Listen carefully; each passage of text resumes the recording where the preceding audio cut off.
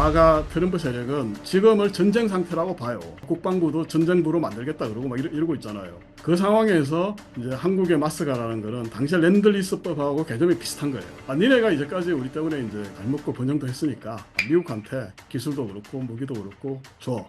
그러면 우리는 시장을 줄게. 그리고 니네 안보를 보장할게. 한국으로서는 저는 굉장히 좋은 기회가 왔다고 생각해요. 특히 이제 제가 굉장히 높게 평가했던 부분은 이재명 대통령의 용기인데 그 뒤에 어떤 한 소사이어티 연설하실 때 그랬잖아요. 안미 경중은 이제 노모 끝난 것 같다.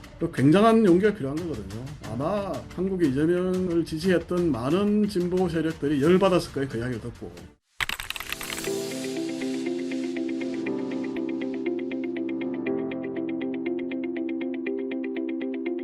안녕하세요. 저는 미국 포먼 대학교에서 경영학을 강의하고 있는 김성재라고 합니다. 트럼프 이제 그 지지 진영을 마가라고 하지 않습니까? 미국을 뭐 다시 위대하게 마가 진영인데 마가 진영의 논리는 관세를 올려도 물가는 오르지 않을 것이다 라고 보는 것이거든요. 그러니까 트럼프도 그렇게 믿고 있고 2018년도, 19년도에 중국에 대해서 굉장히 한 평균 20% 정도 관세를 때렸는데 물가가 별로 안 올랐거든요. 관세 때문에 물가가 오른다는 그런 아직 확실한 어떤 증거는 나오지 않으니까 트럼프는 물가에 대해서는 걱정을 하지 않는 것 같아요. 트럼프가 관세를 이렇게 이용하는 것은 우리말로 하면 이제 꽃놀이패라고 하죠. 그뭐 가지고 이렇게 해도 되고 저렇게 해도 되고 그러니까 관세를 이용해서 뭐 가지고 노는 거죠. 세계 각국의 어떤 나라들에 니네가 뭐 미국에 물건 팔아먹고 싶으면 우리 말 들어야 돼. 아니면 관세 때릴 거야. 뭐 이런 식이잖아요, 지금 현재.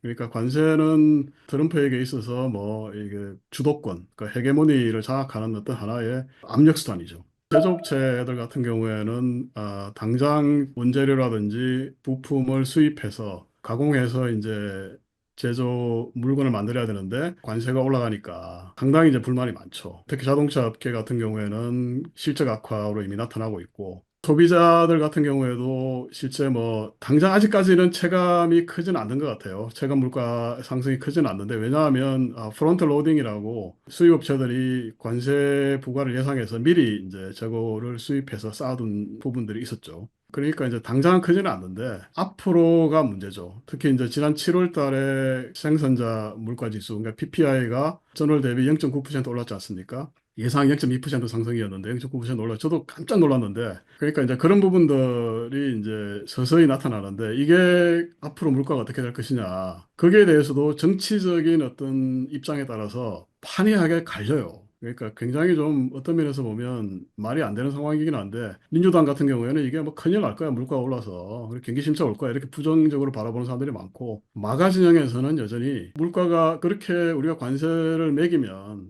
그건 수입업자들이 내는 건데 소비자들이 내는 게 아니라는 거죠. 그러니까 수입업자들이 내는 건데 수입업자들이 그러면 갑이니까 어린 수출업자들한테 이야기해서 걔들이 관세를 이트하라고 할 거야. 그러니까 흡수하라고 할 거야. 걔들이 수출하고 싶으면 뭐 자기들이 알아서 어떤 뭐 임금을 뭐 삭감하든지 아니면 원재료를 낮추든지 뭐 덤핑을 하든지 하겠지. 뭐 이런 식이거든요.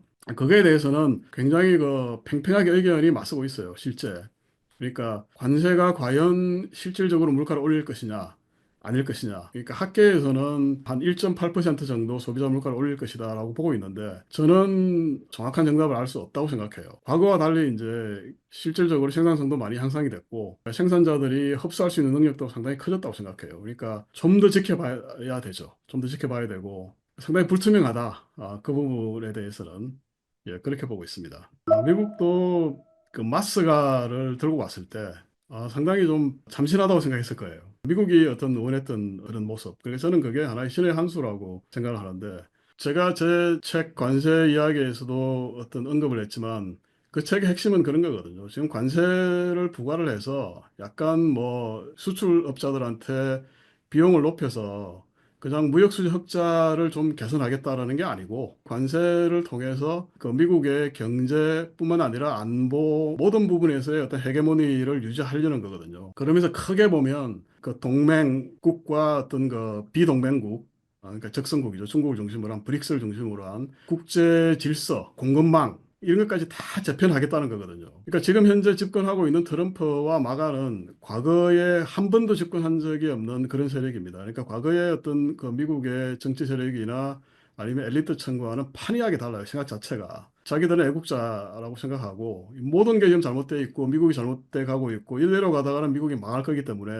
우리가 나서서 이 나라를 바로 잡아야 된다는 하나의 어떤 십자군 이렇게 볼 수도 있고 굉장히 나름대로는 비장한 각오를 가지고 이제 덤비고 있는 거거든요. 그 사람들은 이제 우산, 엄브렐라. 우리가 지금 현재까지는 해구산도 펼쳐주고 안보우산도 펼쳐주고 그 아래에서 이제 한국, 일본 뭐 동맹국들이 다 잘 먹고 잘 살았는데 앞으로는 안보우산에 들어오려고 하면 경제우산도 동시에 같이 들어와야 된다라는 거거든요. 외교적 동맹은 경제적 동맹, 그 이해관계를 같이 하는 거죠. 그런 면에서 이제 보면 마스가라는 게 그 부분에 정확하게 일치하는 그 미국이 수십 년 동안 그렇게 뭐 세계에서 배를 제일 잘 만들고 많이 만들던 나라가 경쟁력을 상실해서 거의 엄청난 고민에 휩싸여 있는 상황인데 한국이 들고 와가지고 우리가 기술도 주고 뭐 인력도 훈련시켜주고 심지어는 돈까지 대줄 거니까 밀어줄 거니까 우리 이제 한국은 물론 이제 하나의 그 관세에 대한 협상 카드를 들고 간 거지만 미국 입장에서 볼 때는 이거 봐라 우리 마음에 쏙 드네. 너무 이쁜데 이렇게 된 거죠. 그러니까 트럼프가 이재명 대통령을 만나서 그렇게 잘해줬던 것도 보면 미국은 이미 너무 이쁜 거예요. 그러니까 미국하고 한국하고는 다른 나라들하고 차원이 다른 어떤 그 전략적 동맹 관계를 만들어갈 수 있겠다라고 생각을 한 거고 그게 이제 단초를 제공한 게 마스가 라는 거죠. 스캇 베센트가 이야기한 이제 인텔에서 뭐 9.9% 지분을 샀는데 그 미국 정부가 뭐 칩스법이라든지 그런 거 통해서 지원한 돈에 대해서는 이제 받겠다. 트럼프 스타일이죠. 그 밑에 있는 그 장관들이라는 사람들도 보면 정통 뭐 관료나 학계나 아니면 정통 뱅커도 아니고 헤지펀드 운영하던 이런 사람들이니까 그러니까 똑같이 이제 조선업에 대해서도 그냥 자기들이 지원하려고 그러니까 뭔가 뺏기는 것 같은 느낌이 들고 한국이 또 돈을 가져온다 그러니까 또 그것도 이제 어떤 하나의 그 안전장치를 만들어야 될 거잖아요. 근데 그런 식으로 한번 툭 던져본 것 같아요. 실제 미국은 하나의 이제 군산 복합체 개념으로 이제 사실 마스가를 이렇게 키우는 거고 옛날에 2차 대전 때 이제 렌드리스법이라는 게 있었거든요.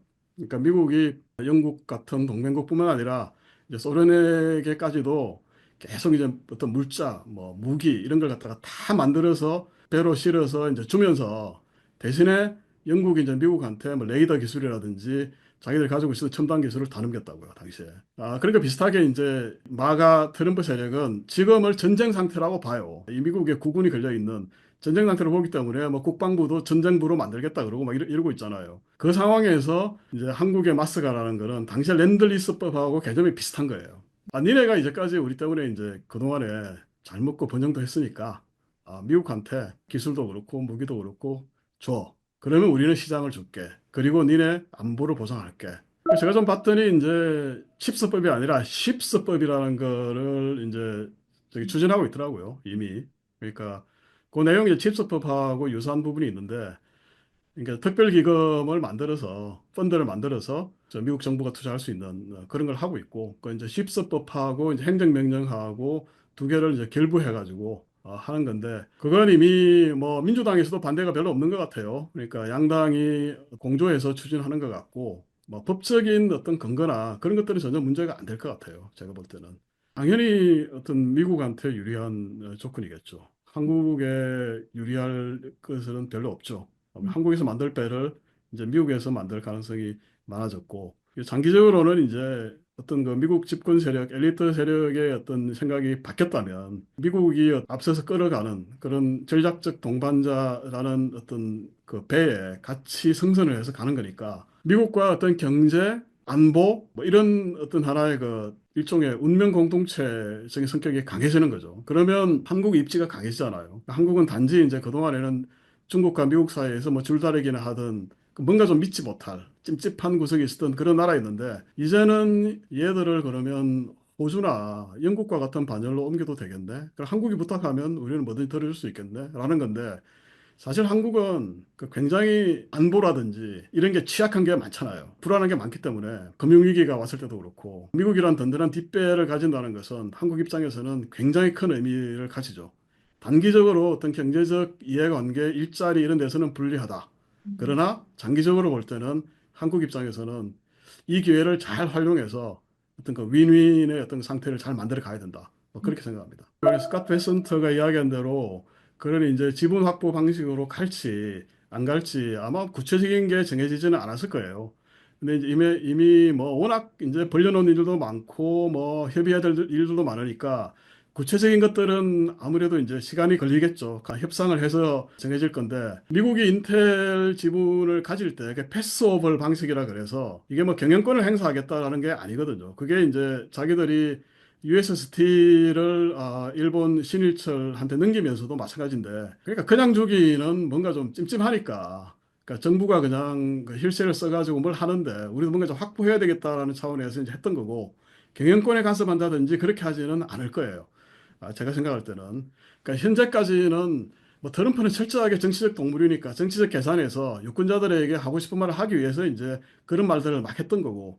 그러니까 장기적으로 보면 뭐 미국이 90% 이익을 가져가겠다라는 건데 뭐 인프라 투자라든지 조선 투자라든지 그런 걸 통해서 눈에 안 보이는 이익까지 다 계산하면 그렇게 볼 수도 있겠죠.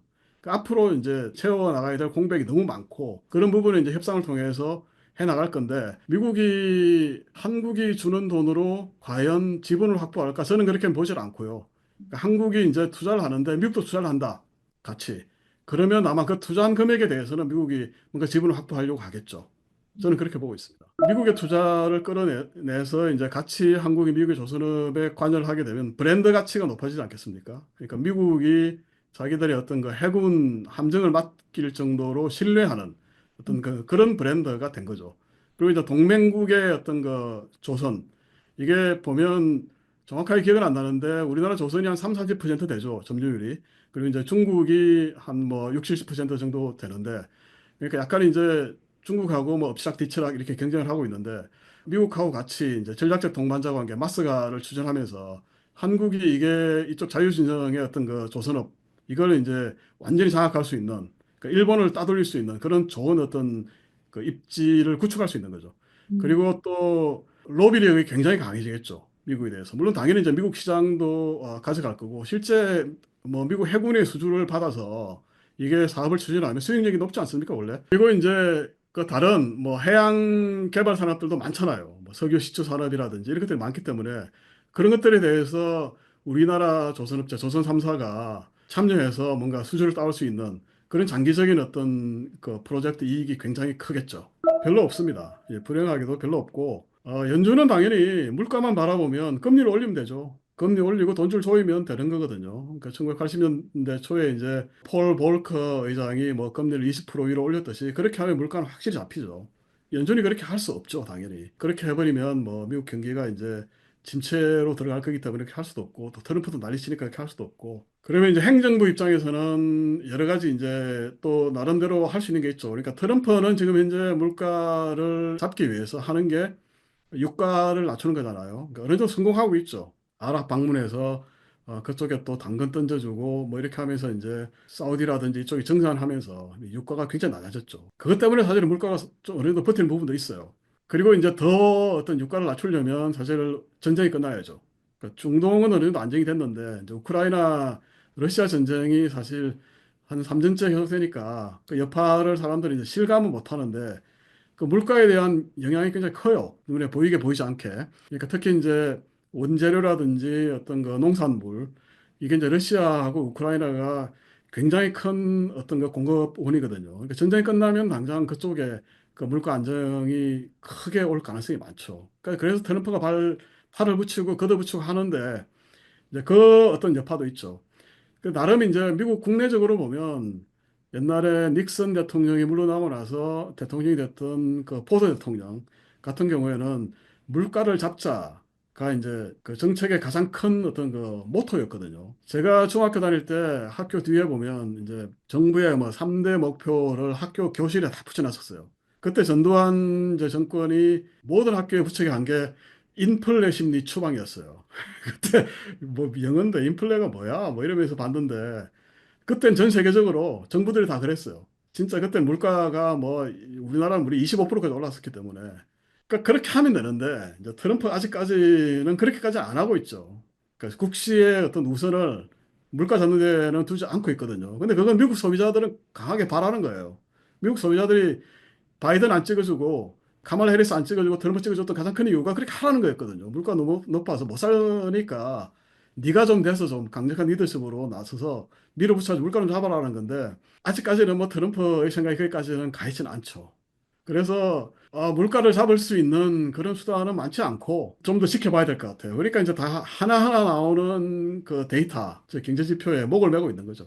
그 제가 제 진간 이제 관세 이야기에서도 이야기했듯이 미국의 어떤 그 트럼프 정권, 이 마가 정권에 대해서 과거 정권을 바라보듯이 바라보면 안 된다. 이 사람들 자체가 굉장한 어떤 그 비장한 십자군 전쟁을 치르는 듯한 그런 비장한 어떤 심정을 가지고 뭔가 정책을 추진하기 때문에 굉장히 조심해야 된다. 한국으로서는 저는 굉장히 좋은 기회가 왔다고 생각해요. 특히 이제 제가 굉장히 높게 평가했던 부분은 이재명 대통령의 용기인데 그 뒤에 어떤 한 소사이어티 연설하실 때 뭐 그랬잖아요. 안미 경중은 이제 노모 끝난 것 같다. 그 굉장한 용기가 필요한 거거든요. 아마 한국의 이재명을 지지했던 많은 진보 세력들이 열받았을 거예요. 그 이야기를 듣고. 저건 너무 나간 거 음, 아니냐라는 건데, 뭐 립 서비스로 미국에 와서 그렇게 이야기하자는 거는 좋죠.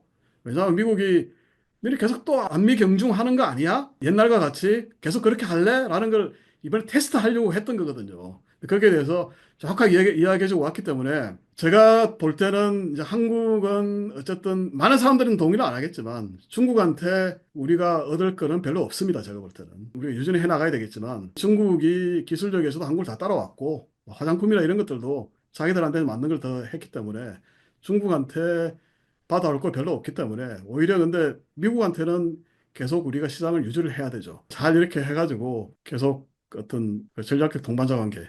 그러니까 이걸 이번에 굳히는 그러니까 미국, 영국 같이 그 어떤 면에서 보면 뭐 한국한테는 오히려 좋은 어떤 기회가 온 것 같아요. 제가 너무 뭐 미국에 오래 살다 보니까 뭐 친미적인 입장이 된 건지 모르겠는데 그 미국에서 뭐 그 조국을 걱정하는 마음에서 그런 생각이 듭니다. 예.